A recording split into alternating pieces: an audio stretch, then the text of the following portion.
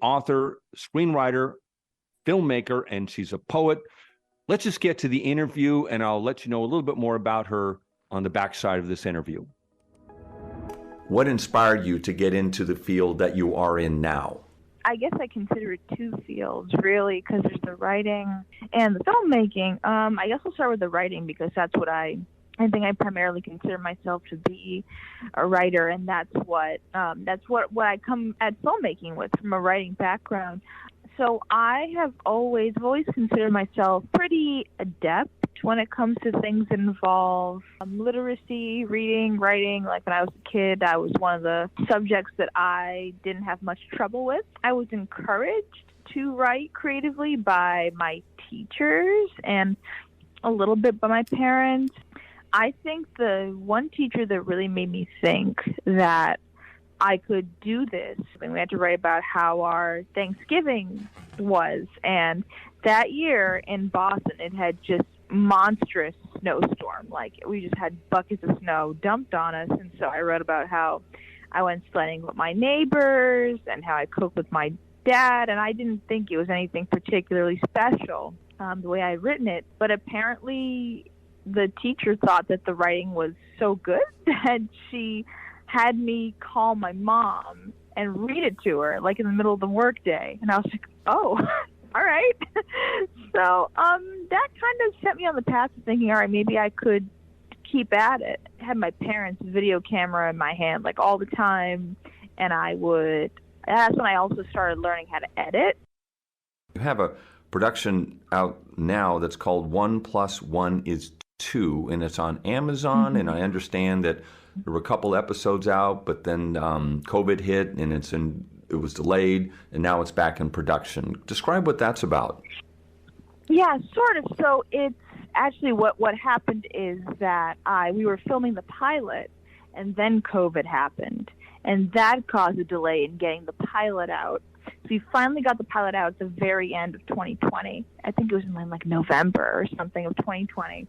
And then once we deemed it safe to start filming again in person, because the pilot, one of the last scenes that we shot for that was done I think the week everything shut down. We were shooting in a school. I remember we were filming in a school building, and they're like, okay, you guys have 2 hours to do this because we're closing because of this virus. And we're like, and then, we didn't know when we were going to start again, but we started again, I think the summer of 2021.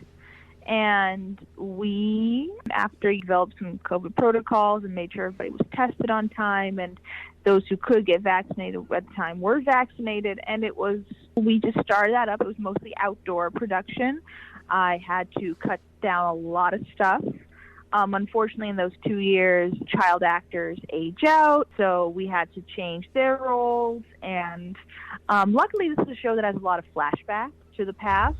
So, you could work around that in many ways. And thank goodness for that, because we also had quite a few actors leave the show, not because they had a problem with it, just because, some of them moved on to bigger and better things, like things on HBO and stuff. I was like, okay, I don't fault them for that. So, yeah, we had all kinds of issues to work around. What is 1+1 is 2? What's it about? The story takes place today in contemporary times, but it was there's a lot of flashbacks to the 1960s and 1970s. His main character was an advocate for special education right as the special education was beginning to grow legs as a cause in this country. Because back in the 1960s, it was only 1 in 5 students with a disability could go to school. This was an issue that was very close to the main character's heart, because her name is Marielle Morin, and she is, back then they couldn't diagnose dyslexia, but today we would say that's what she has. And so she had to drop out of school. She was working in a supermarket, and then she decided to make this grassroots movement in her community with a bunch of parents to basically to make sure that kids with disabilities has the right to go to school just like children without disabilities. Wow, sounds very complex, very timely. I do remember growing up in that era, the issues surrounding that were not known, and then to have them come to the forefront. So this is a very interesting effort, and I think that, you know, a lot of other things that we may be not paying attention to today, we'll rethink some things because of your efforts here. All right, that's Sharisse Zeroonian. A pleasure to have her on the radio show. And again, the show we were just talking about is 1 + 1 = 2. You can stream that, and all you need to do is Google 1 + 1 = 2, and you'll find it if you like to watch it. And again, we've been talking to author, screenwriter, and filmmaker and poet, Sharisse Zeroonian.